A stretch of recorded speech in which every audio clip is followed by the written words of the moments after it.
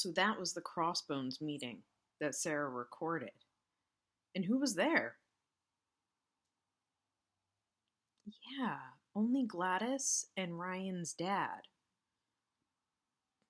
Dr. Watts wasn't there, and we know why. He's dead. But there wasn't Daryl Bonner either, and they were expecting him to be there, so that's interesting. Mm-hmm. They'd been meaning to disband the Crossbones, and disband means put an end to it. So that's a pretty interesting meeting we just saw. All right, I'm going to pick up with our reading, and we'll see what happens. Friday, September 24th, 8:15 a.m. Let me tell you, Ryan gets up really early to write all these journals. Now I know why she was so quiet. And it's not because she was mad at me or had stopped trusting me. We're the same as before. And the tape? We have all the pieces now. And she's right. This is our last shot. I need to know, what is my dad up to?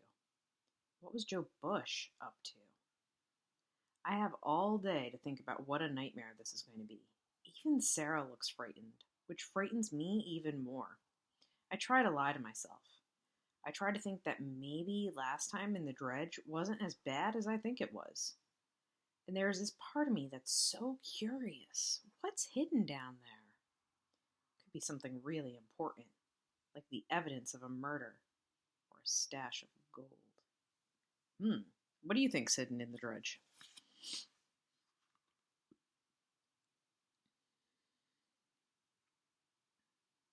Could be. Yeah, it could be gold. I mean, that's what they've been searching for. What if they were able to turn things into gold? Friday, September 24th, 8:23 a.m. $900 an ounce. If there's even 1 pound of gold hidden in a cave up on the mountain somewhere, it's worth $15,000. You could get a car for that. I wish I could trust my dad and my mom. I wish our park ranger wasn't such a creep. But most of all, I wish there wasn't a ghost waiting to kill me when I get to the dredge. Friday, September 24th, 11:23 a.m. Taking a nap since I'll be up all night. Friday, September 24th, 3:15 p.m. By the way, that George Lutz password was a real find. Sarah really knows how to freak me out. The Amityville house was messed up. I feel like I have a lot in common with George Lutz. I know exactly how he felt.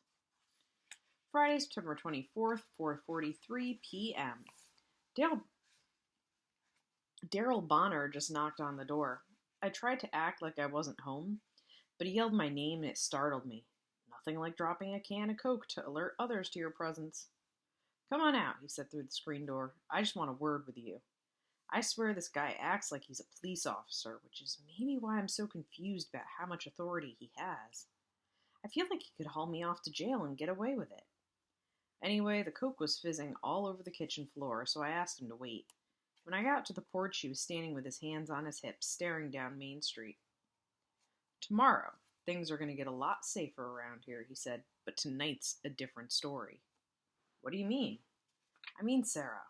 She's just crazy enough to try and go out there again. Why are you two so interested in the dredge anyway? Why would he think I'd tell him? We're not, I said. We're just bored. I don't believe you. I'm not sure what you want me to say. Just promise me you won't go out there tonight. Can you do that? I'm so deep in trouble that one more broken promise won't hurt. I promise I won't go out there tonight, I said. He didn't believe me. Trust me, Ryan, you don't want to be anywhere near there tonight. Just stay away.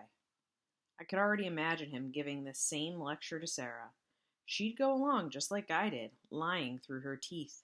What gave him the right to tell us what to do anyway? He had a lot of nerve. I began to think Sarah's idea of going at 3 a.m. made a lot of sense. It's so late it's almost the next day. It was our best chance to get in quietly, open the secret room, and enter the 5-digit alchemy code into the cryptex. Friday, September 24th, 9:43 p.m. Dad and Mom are home.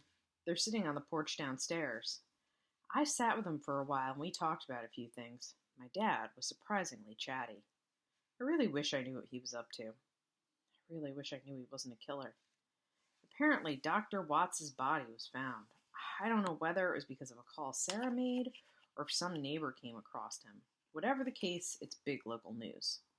In Skeleton Creek, any death is big local news.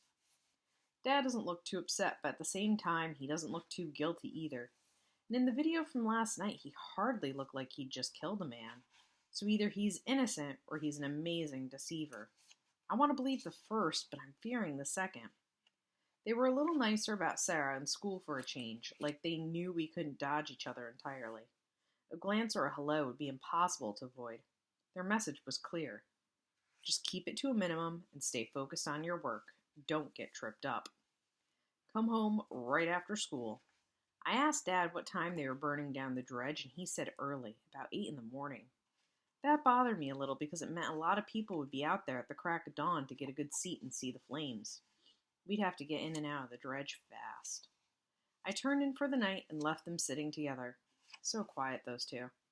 I guess a lot of years married can do that to people, but they seem happy, generally speaking. My dad, especially. Like the weight of the world has been lifted off his shoulders. Friday, September 24th, 11:13 p.m. New email from Sarah. Ooh, bet that means a new video's coming up. Saturday, September 25th, 1:30 a.m. The password, in case someone comes in my room and finds my journal tomorrow morning, because I've turned up missing, is Father Aristeas.